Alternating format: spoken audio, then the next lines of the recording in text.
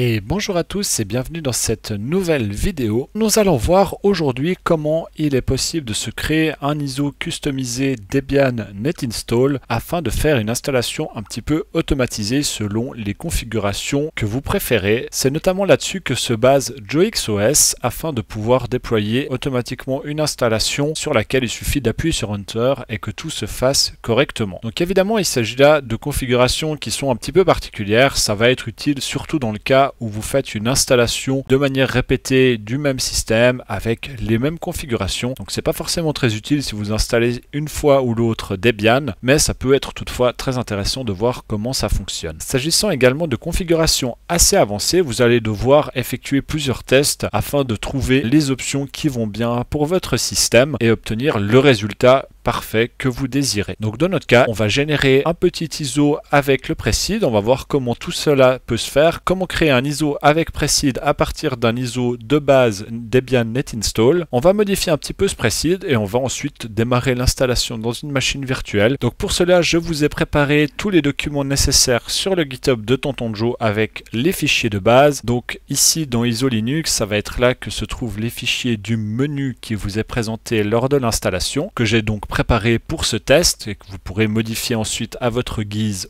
et au besoin. Et nous avons dans Joe ici le fichier Preseed que nous allons utiliser. Vous avez ici les sources si vous souhaitez voir un petit peu qu'est-ce qu'il en est. Le fichier il est assez complet et je l'ai un petit peu modifié en ajoutant 2-3 petites choses par-ci par-là. Et vous avez à chaque fois la description de ce qui est fait. Mais bien entendu, vous avez peut-être d'autres besoins et à ce moment-là, cherchez sur les internets comment ajouter l'option que vous voulez correctement dans le fichier Preseed. Car à nouveau, vous allez avoir des erreurs, vous allez devoir un petit peu faire de multiples tests pour comprendre d'où cela peut bien provenir et quelle option peut parfois poser problème. Et en dessous de ces fichiers se trouve le petit guide afin de créer votre ISO. Donc générer l'ISO en lui-même, c'est pas trop problématique, c'est plutôt trouver les bonnes options qui vont bien, qui sera un peu plus compliqué. Pour commencer, on va prendre notre guide avec la première étape. Donc pour générer notre ISO, nous allons utiliser la machine OpenMediaVault de laboratoire que l'on connaît bien ici, donc une machine Debian. Et donc toutes les étapes que nous allons voir s'appliquent pour du Debian. Je n'ai aucune idée comment faire sur de Windows ou sur quoi que ce soit d'autre comme distribution, donc ne me demandez pas, mais sur du Debian, ces étapes-là sont parfaitement fonctionnelles. Au pire des cas, montez-vous une petite machine Debian pour faire ces quelques étapes si vous souhaitez vous lancer dans le Preseed. Donc tout d'abord, on va télécharger notre ISO Debian NetInstall. Donc pour ça, on vient sur le site de Debian, on vient télécharger le CD NetInstall AMD64, on enregistre, et une fois celui-ci téléchargé, on va tout simplement le copier sur notre hôte afin que l'on puisse l'utiliser.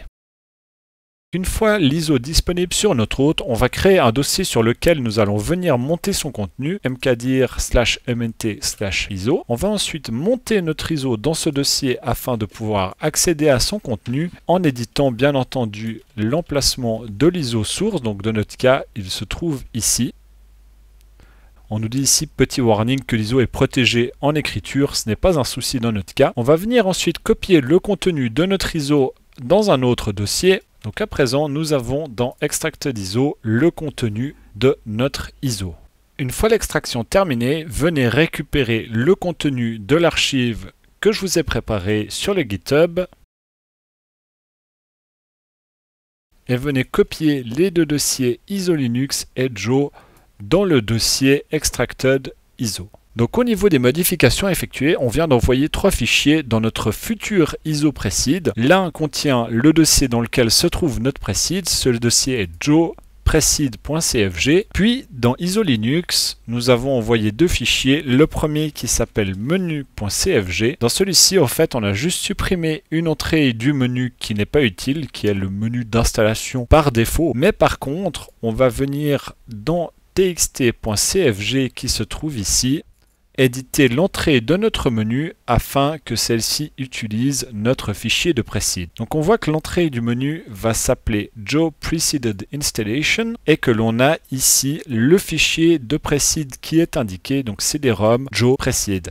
Donc à nouveau, si vous changez le dossier dans lequel se trouve le fichier de Preseed ou son emplacement, il vous faudra venir ici éditer ce chemin afin que le Preseed soit trouvé. Donc dans ce cas-là, avec les dossiers que je vous ai préparés, eh bien tout est déjà prêt. Viennent ensuite les paramétrages de votre précide selon ce que vous souhaitez. Donc dans notre cas, on va passer un petit peu au travers de notre fichier de précide afin de faire quelques configurations. Donc pour cela, venez tout simplement ouvrir le fichier de précide et éditez-le en fonction de vos besoins. Donc dans notre cas là, par exemple, en tout premier, nous avons les paramètres de localisation. Toutes les options qui ne sont pas spécifiées dans ce fichier-là vous seront demandées lors de l'installation. Donc si une information ici n'est pas correctement transmise ou correctement identifiée, l'installeur va vous la redemander. Donc par exemple, dans notre cas, afin de voir un petit peu comment ça réagit, on va venir ici décommenter le mappage keyboard et la langue d'installation. Donc dans ce cas-là, on va garder les locales ENUS et français-suisse avec le keymap du clavier français-suisse. Nous avons ensuite ici les paramètres d'utilisateur. Donc on voit ici que par exemple si l'on souhaite ne pas créer d'utilisateur, on va pouvoir venir décommenter cette ligne-là et l'installeur ne nous proposera pas de créer un utilisateur. Dans notre cas, on va la laisser commenter, on va créer un utilisateur et pour cela, eh bien, les paramètres se trouvent ici. Donc nous allons avoir ici le nom complet de l'utilisateur et son nom d'utilisateur de login. Donc on va venir ici éditer cette ligne afin de créer un utilisateur Tonton Joe et on récupère cela à nouveau pour le nom d'utilisateur. Ici, ces deux lignes permettent de créer un mot de passe par défaut pour cet utilisateur-là. Dans notre cas, on souhaite créer un mot de passe pour notre utilisateur par défaut. Donc on va décommenter ces deux lignes et on va venir ici mettre le mot de passe souhaité pour notre utilisateur.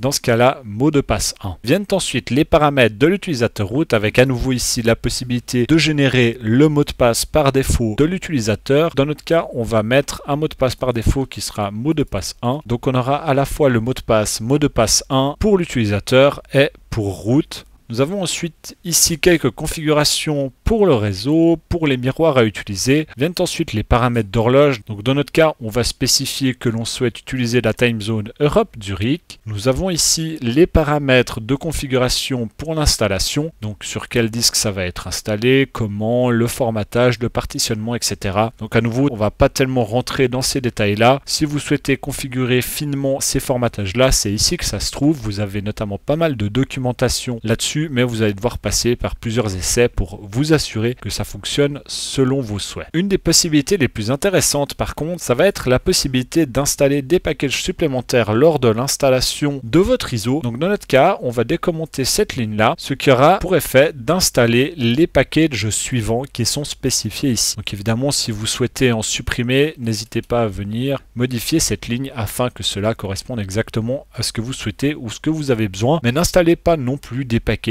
juste pour en installer. N'installez que le minimum et que ce que vous avez réellement besoin. Autre petite option intéressante, on a ici la possibilité de répondre à la question de participation pour le Popularity Contest qui nous est demandé lors de chaque installation de Debian. Donc dans notre cas, on va décommenter cette ligne avec la valeur false, ce qui aura pour effet de dire qu'on ne souhaite pas participer au Popularity Contest. Ensuite, ici, pour ceux qui ont déjà fait une installation de Debian, vous savez qu'à un moment, il vous demande quel type de service vous souhaitez installer. Donc, soit le package par défaut, le serveur d'impression, si l'on souhaite avoir un GUI ou ce genre de choses. Et dans ce cas-là, pour définir ces paramètres-là, venez décommenter cette ligne-là. Et ici, on va donc lui dire d'installer les outils standards et le serveur SSH. Ensuite, nous avons encore quelques petits réglages pour le grub et en bas de cette page la finition de l'installation avec notamment ici une des parties les plus intéressantes mais aussi des plus compliquées, ça va être les post-installation. Donc ceci va vous permettre d'exécuter des commandes au sein de la nouvelle installation sans que celle-ci ne soit encore démarrée, donc notamment pour faire des configurations de sources, d'installations un peu particulières ou ce genre de choses. On ne va pas voir ça ici à ce moment-là, mais si ça vous intéresse, à nouveau, allez voir un petit peu JOX, car JOX se base notamment beaucoup sur cette post-installation afin de faire toutes ces configurations. Donc à présent, on a un fichier précide avec quelques configurations de fait. Notre fichier précide est enregistré, on peut fermer l'éditeur et on va à présent venir générer notre ISO. Donc pour cela, venez vous placer dans le dossier où se trouvent les fichiers extraits. Nous allons devoir installer le package suivant qui est GenIsoImage. Donc on va procéder tout de suite à son installation.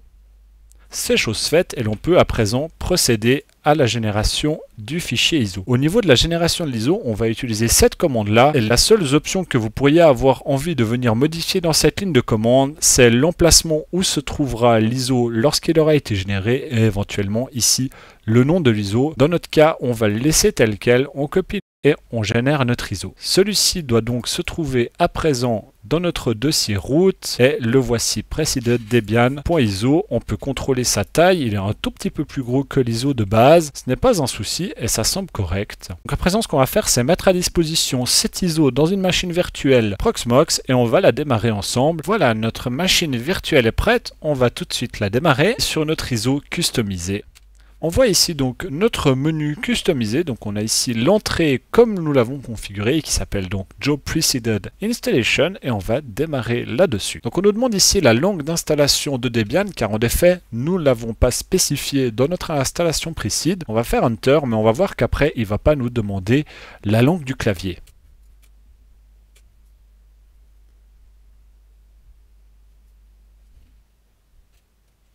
À nouveau, le nom d'hôte n'a pas été spécifié, il nous est demandé.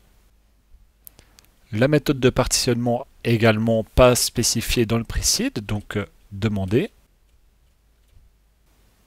Mais on peut voir qu'il ne nous a pas demandé le nom d'utilisateur.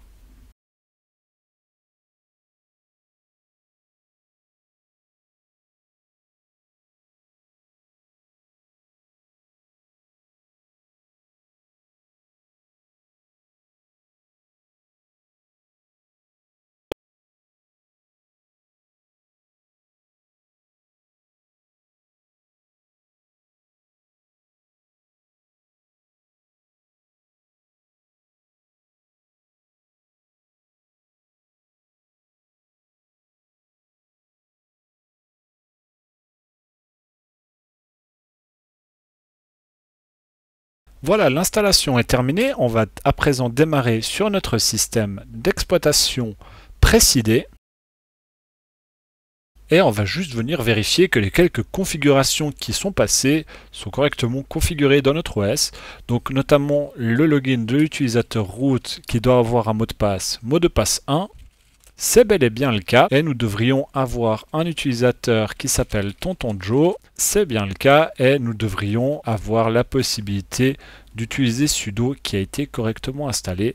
C'est également bel et bien le cas. Donc on voit que le fichier Precede, il va falloir un petit peu jouer avec pour le régler finement selon les besoins. Il y a beaucoup de réponses à donner, il y a beaucoup de questions qu'il faut bien comprendre pour savoir ce qu'elles vont exactement faire. Si ça vous intéresse, pour JoyXOS, vous savez à présent certainement où aller jeter un coup d'œil pour voir le fichier que j'ai configuré pour le Precede afin d'obtenir cette fameuse installation qui fait tout en appuyant sur Enter. C'est désormais tout pour cette petite démonstration de la création d'un ISO customisé Debian avec un fichier de Precede. J'espère que ça vous a plu et que ça vous a donné envie de vous y essayer. Si vous n'en faites pas encore partie, pensez à rejoindre la communauté sur le serveur Discord. Si cette vidéo vous a plu, mettez un petit j'aime, un commentaire et pensez à vous abonner.